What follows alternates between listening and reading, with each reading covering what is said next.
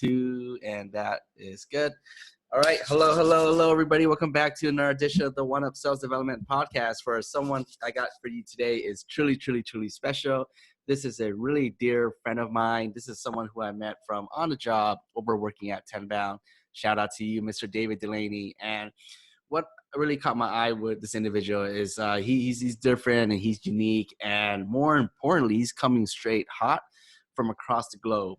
He's coming from the front lines for the front lines. He started out as an SDR himself, worked his way up the ranks, building teams, providing content, helping people, helping SDRs, helping BDRs, how to do email formatting, cold calls, objections, you name it, he got it.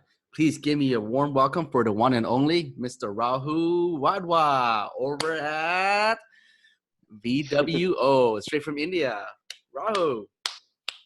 Thank you, Jackson. Thank you so much for having me. I'm really excited to be here. I think we probably go like 3 months. It's been 3 months since we first chatted. I think more than that. I think that was pre-COVID, if I remember right. And I think I'm glad that we're actually speaking for the third or fourth time now. Yeah, absolutely. And Rahul, thank you again so much for being open to this.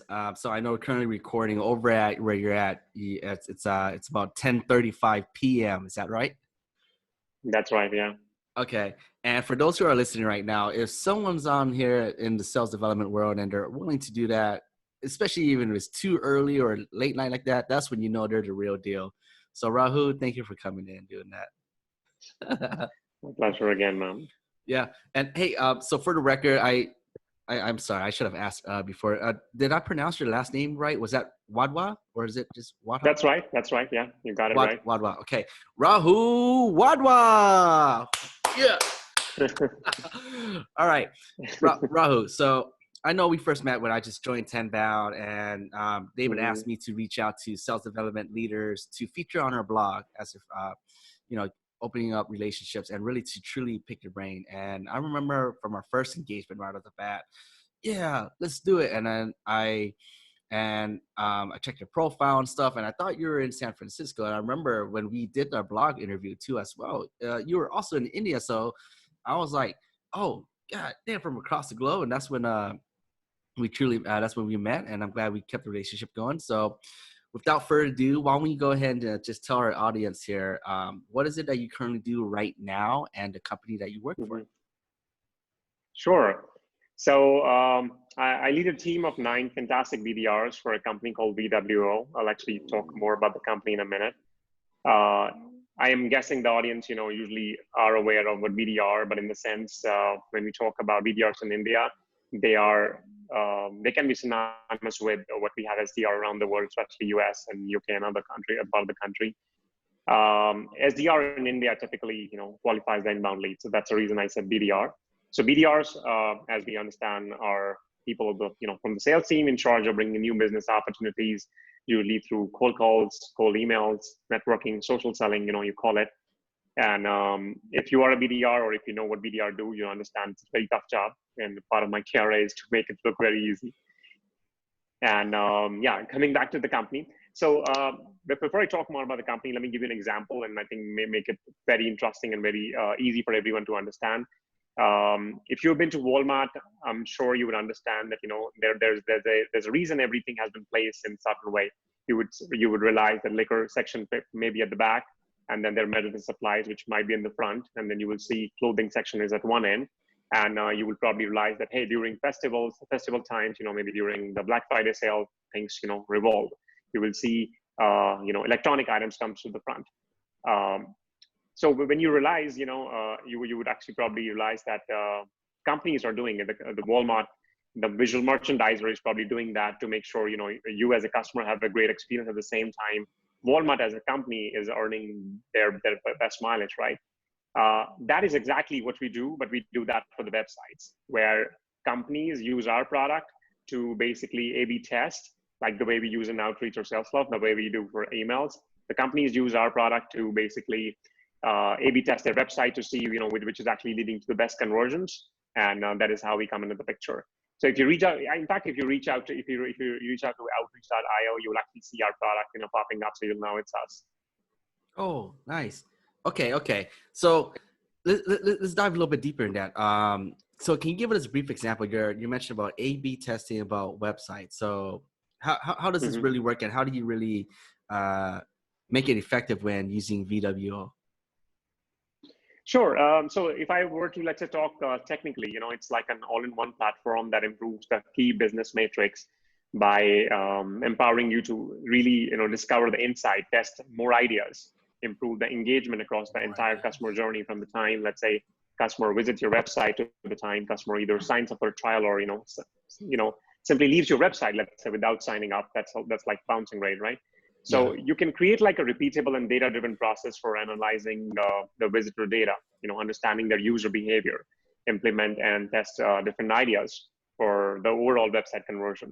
So you could be selling anything from e-commerce to, let's say, SaaS to, let's say you could be hotel, right, for that matter. And your idea is that, when somebody visits your website, the idea is that they should be able to book a room, in this most seamless manner.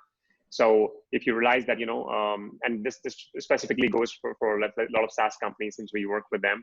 Let's say if your form is very lengthy and, you want to test, hey, there are 1,000 visitors who are visiting my website, but only 200, let's say, are filling up the form. What if I could remove, let's say, some of the elements which I probably don't need, like, let's say, their phone number, or maybe it could be the industry they're from or their title.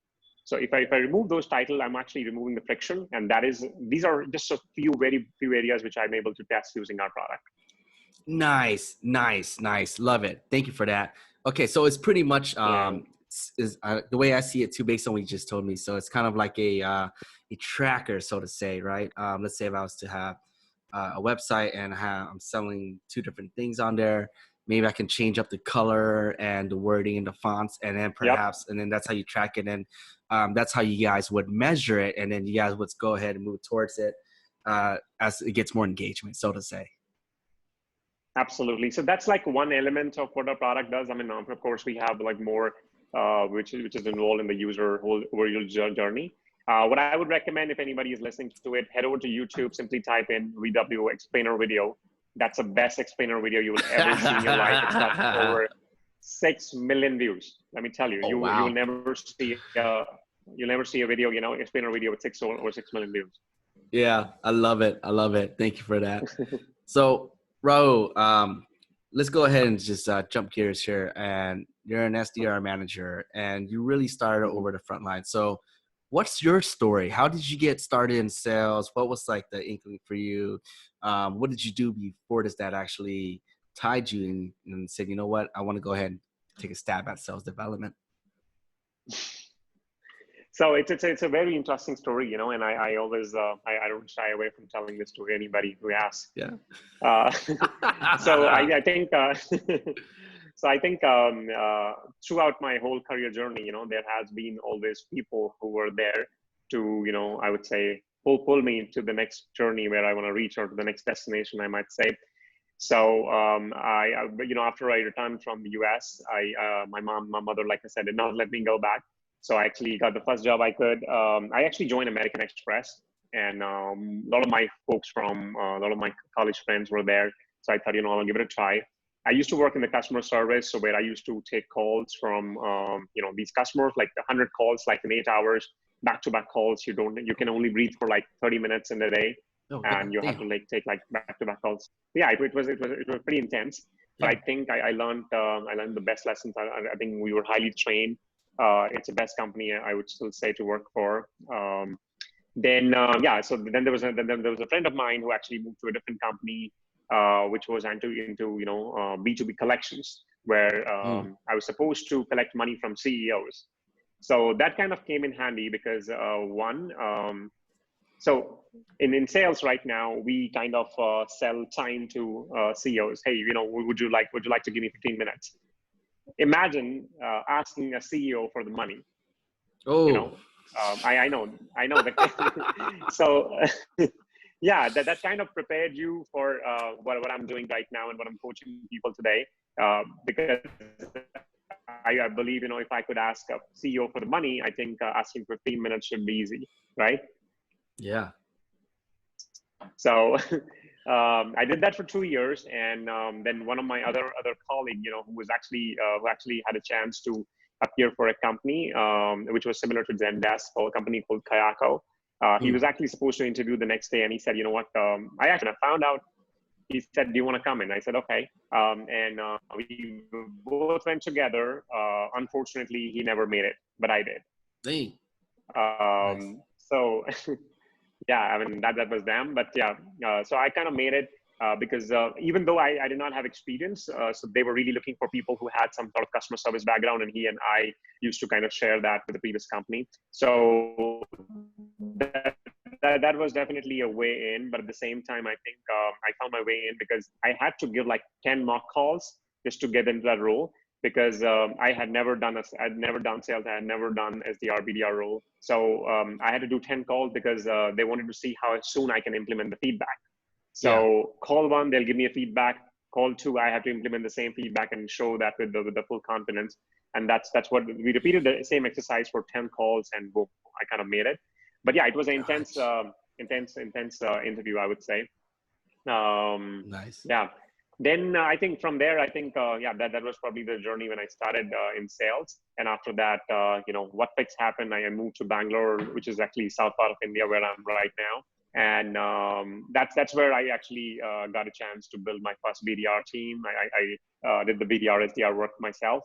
I was the first BDR SDR for that matter for that company. And from there, I kind of got the chance. I think it kind of happened by chance that I became the leader. And like many people in sales, I wanted to be in IC role for as long as I can. But there was an opportunity. I kind of jumped on it, and yeah, here I am.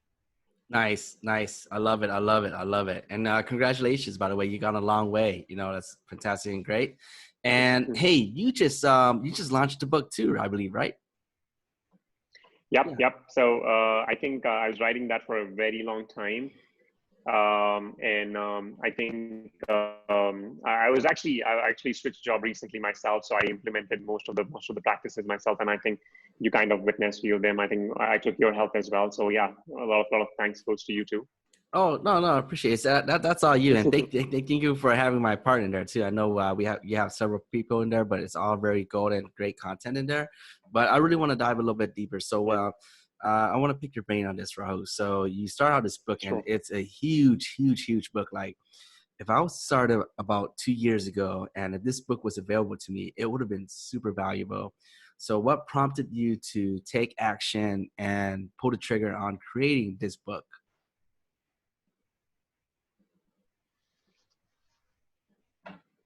I think it was evident that a book like this should have been printed. So what I did is I in my part time, on weekends, especially Saturdays, I kind of spend like an hour every time. I actually have a calendar where I have like 4 slots where I'm able to speak to like 4 people for 15 minutes each and give them guidance on what they can do. And then I realized that all these people are looking for help. And these are just the people who kind of reached out to me. What about the people who did not reach out or who still need help? And then I actually went to Amazon and realized, there's no book there's no such book which exists. And when we talk about, especially for SDRs, there is nothing. I searched on LinkedIn as much as I could. I mean, I did find a lot of tips. It's all floating around. There's no structured way where people can follow, one approach. So for example, when you want to become a kick-ass SDR, there's a book, a training program. If you go to YouTube and you find out, hey, how do I crack interviews? You would realize that there are tips from HR managers. There are tips from like multinational companies, which might not benefit you. Most of us are actually working in startups or maybe SaaS companies, which are not as big as the companies we really work with.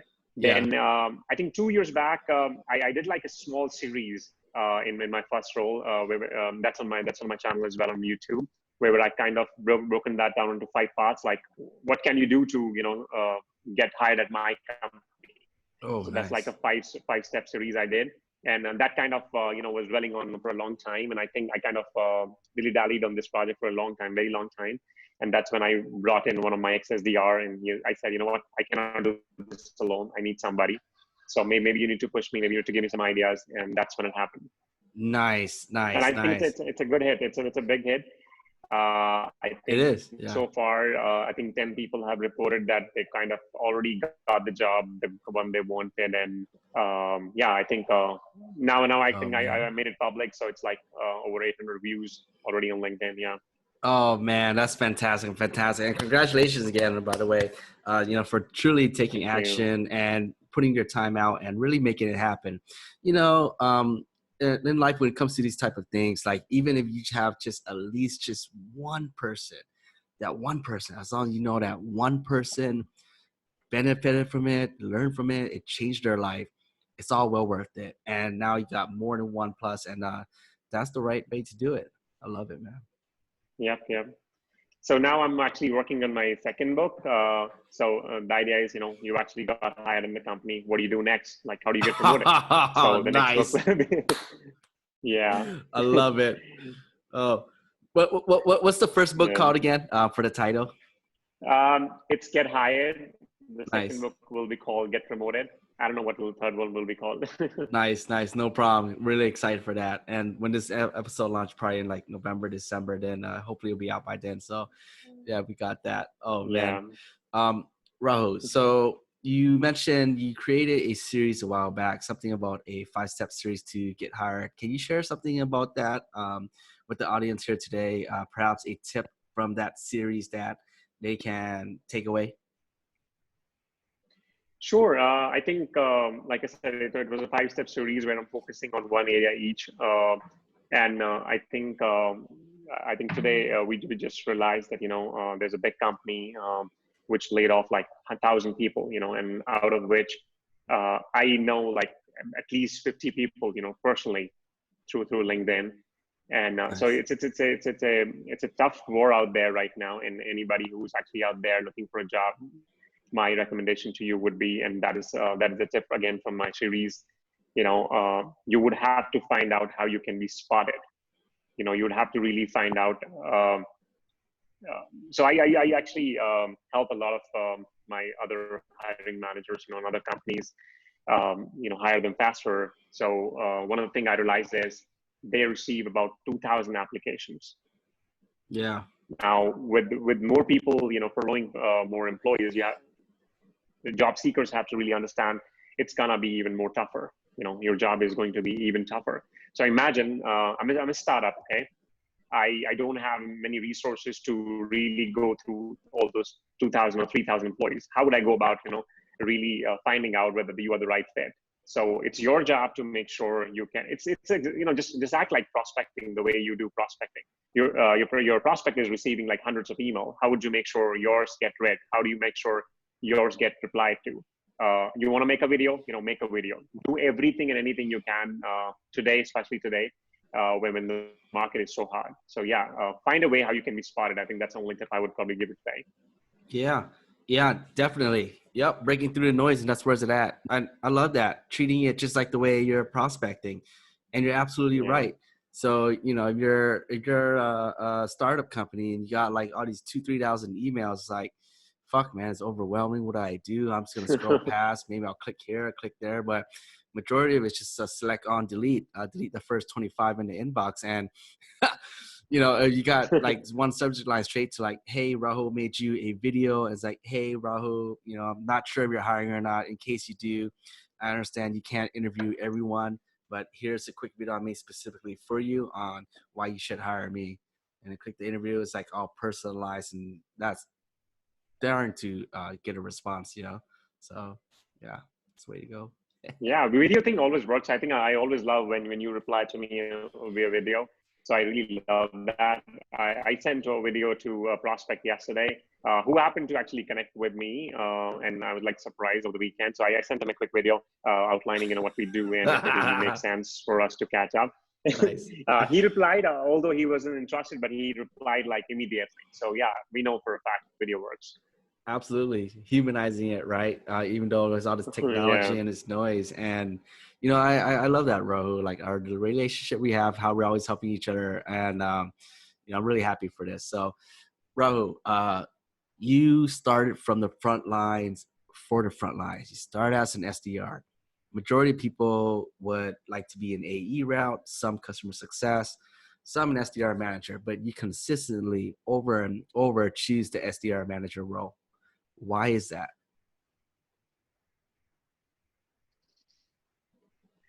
How should I go about this? So, see, if you talk about SDR manager role in US, or let's say any other country, let's say US, UK, and that's a predominantly, two countries I can think of. It's you do a quick LinkedIn search, you find sales development manager, sales development leader, SDR manager, you will find like over 100,000 people. Okay, like, right? That's a fact right now, given the Silicon Valley, and of course, you do that research in India. You do that search in India. I bet you will not even find 20,000 people. And when I say I have actually done that, so that's how I know that number is true.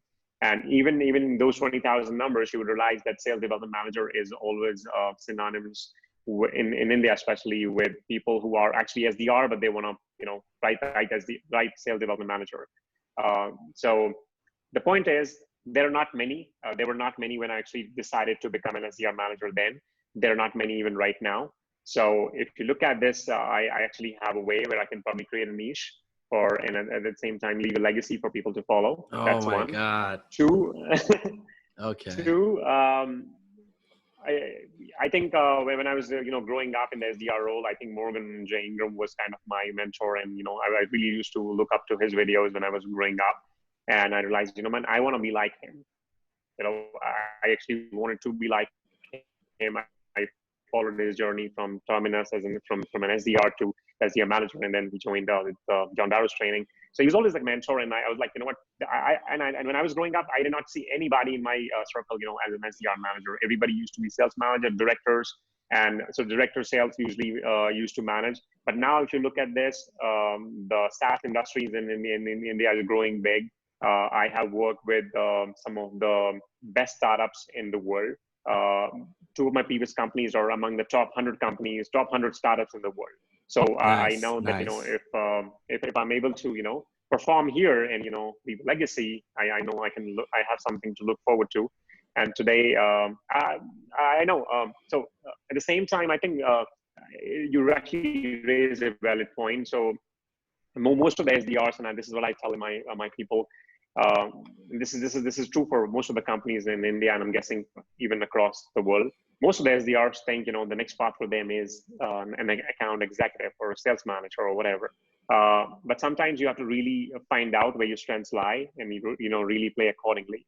I'm not saying that I am not equipped or I'm not qualified to become an AE. Maybe sometime in the future, you never know.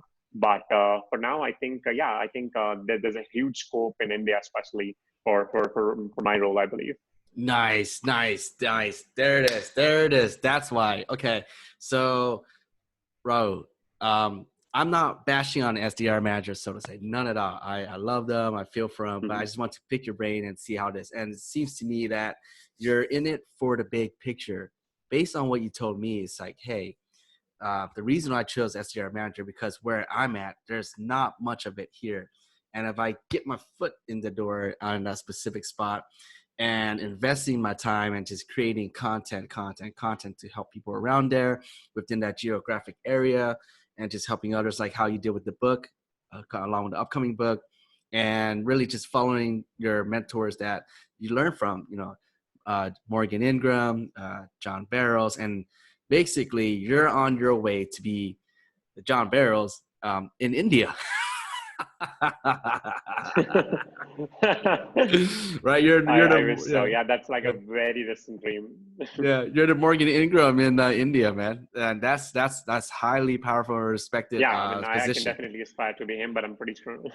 Yeah, and I know off the bat you're well on your way, and sooner or later I would say you already are. So I love it. So Thank you. Hey, Rahul. So in your eyes, so you run a team of SDRs. In your eyes, when it comes down to it, and I just want to pick your brain, like, let's say if you're interviewing someone right now, a candidate, like, what is it that you look for in a successful SDR? What are a few traits you can share with us for our listeners to learn and abide by today? Sure. So I think I have interviewed over close to more than 300 people in the last 2 years. Damn. Okay, I've really Ooh, yeah. 300. So this could be this ranges from anywhere between 15 minutes to like an hour or maybe 2 hour, in-person or on-phone conversations. And I've hired about I would say less than 15. I'm not trying to really get to the win rate or probably the higher rate, but the idea what I'm trying to tell is, and I think everybody, I think more than 50% of them have already mastered the role or probably run the ladder, and they are actually doing pretty great. Some of them are senior SDR team leads. Two of them recently became account executives. So Nice. I think that's how I know I've actually done the right thing, and that's how I know that I've actually kind of picked the right pedigree. I think one thing which I really look for is how passionate you are, and are you coachable? When was the last time you? Nice. So one of the questions, actually that's in the book too. When was the last time you got a feedback? If you did not get the feedback, I'm okay with that. But did you go and ask for one? Do you have that as a persona? Do you have that in your personality that you want to improve continuously? Because in a role like BDR, if you are not continuously improving, I don't care, if you've done the BDR role before or not, as long as you know that you have to improve, and if you're able to prove to me that last time you actually identified, you introspected and you found out, hey, this is where I lack, and this is what you're gonna do. And if you've done something, even if you're like 10% into it, I'm okay. I'll buy that shit. Yes. Oh my God, you just hit the nail on the head. I love it. Just like music to my ears. And you interviewed over 300 candidates, right? And for me, I interviewed over 25 plus sales development leaders for the blog and stuff, yourself included in there. And one thing I picked up is, like top SDR leaders, they're very, very, very, they have a keenful eye. They know exactly what they're looking for, and they ask you, and they throw a few things out there. Sometimes they throw a few sandwiches to see if you'll bite it or not. Maybe an apple, you'll grab it. And really, just like what you said, and the true that I found very most common is just what you just said, where you don't care if they have sales experience or not, but what's more important is that, are they highly coachable?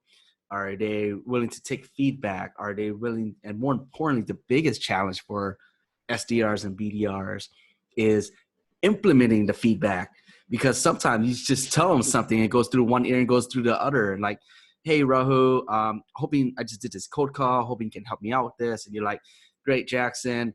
This is where you need to stop saying and stop asking those questions, or stop saying this specific way. I'm like, yeah, sure, okay.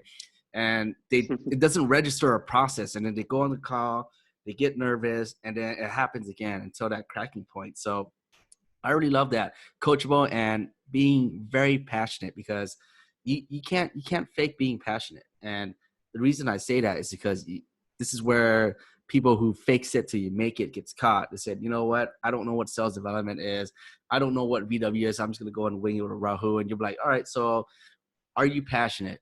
Yes, I am. What are you passionate about? VWO, and you don't do your research, then that's when you get caught, and you have the right to say, I caught you, Rahul. I caught you, right? Oh man, I love it. Oh, bro, this You is have no great. idea how many times does that happen all the time.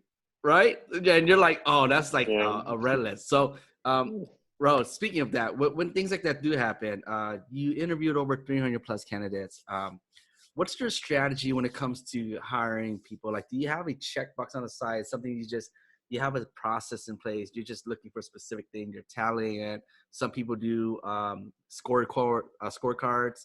Some people do just like specific red notes or just red flags. What does it look like on your end?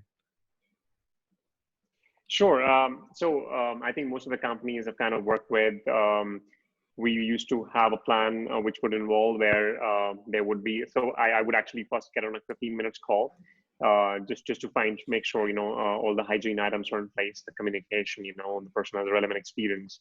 If not relevant experience, of course, the person can speak well, sounds well, all that hygienic stuff, right?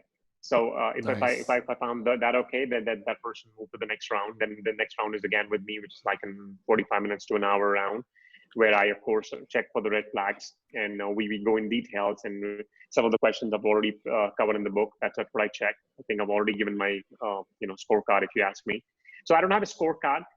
For me, it kind of did not work. I'm not saying that doesn't work. I'm saying it did not work for me. So the point I was trying to make is, so we used to have like a 4 or 5 panel process where I would make a process with my manager. Hey, these are the items which I'm going to check. So that you don't have to check this again, or probably don't have to, you can probably focus on other areas. And my manager would do the same exercise with his manager and so on. So I would, so for example, I would check on, of course, coachability. I would check, of course, on if you were to, let's say, run me through your day. And of course, I would pull the thread. Nice. And, that's how we will go around this. So yeah, I think, like I said, scorecard doesn't work for me, but I think the process I've built that has really worked well for me. Yeah. Oh, wow. Okay. I love that. I want to tag on this real quick. So you mentioned scorecard doesn't work for you. Totally fine. And where I see a lot of SDR managers too, some of them use scorecard, some of them don't. For me, I actually tested out myself, and I don't go with a scorecard too either.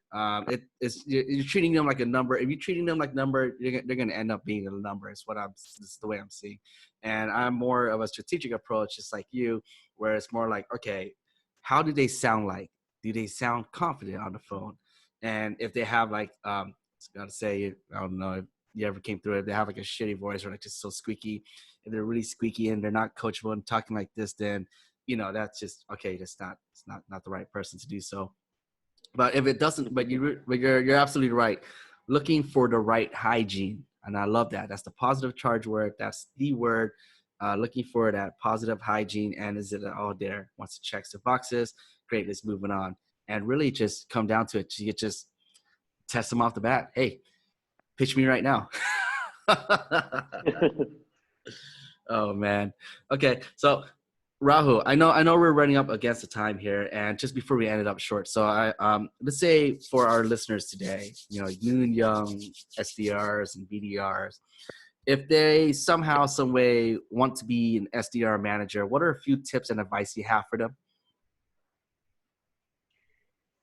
Someone who is maybe trying to, let's say, get into the SDR or BDR role, maybe trying to become an SDR manager.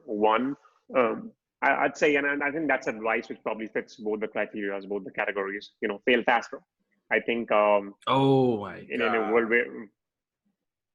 In a world where we are right now, fail fast. I think if you delay, the game is over. So you have to really, really fail faster. Try as many approaches as you can. But at the same time, I would also advise against applying anything and everything you find on LinkedIn or anywhere you read. So you have to really start training yourself to separate yourself. Separate the best advices from the noise. While we are actually while we have the technology at our fingertips, we have to also realize that anybody can write anything. I can probably go on LinkedIn right now and say that, I eat 5 bananas a day and I make 100 calls, and that's a secret of my cold calling. I don't have to prove it to you, because that's how social media works. That's how everything works. So I would advise everybody, if you want to follow somebody's advice, follow some credible people, people who have been doing this for like more number of years than you can imagine. Follow their advice, and don't follow everybody's advice. You get confused. Stick to one person when you're beginning. Take their advice. Once things start moving, that's when you can experiment. That's when you have room for the experiment. I think that pretty much sums it all. Nice.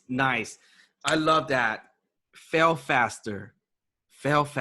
That's one of the best way to put it. You fail faster. And in life, we all know there's no, we all know there's no silver bullets. There's no secret sauce to winning. Really, you come down to it, is failing faster, because you're going to fail, and you're going to fail till you succeed. Yep. Man. All right. So Rahul, thank you again so much from across the globe. If there's anyone out here who'd like to reach out to you, say thank you, what's the best way to reach out?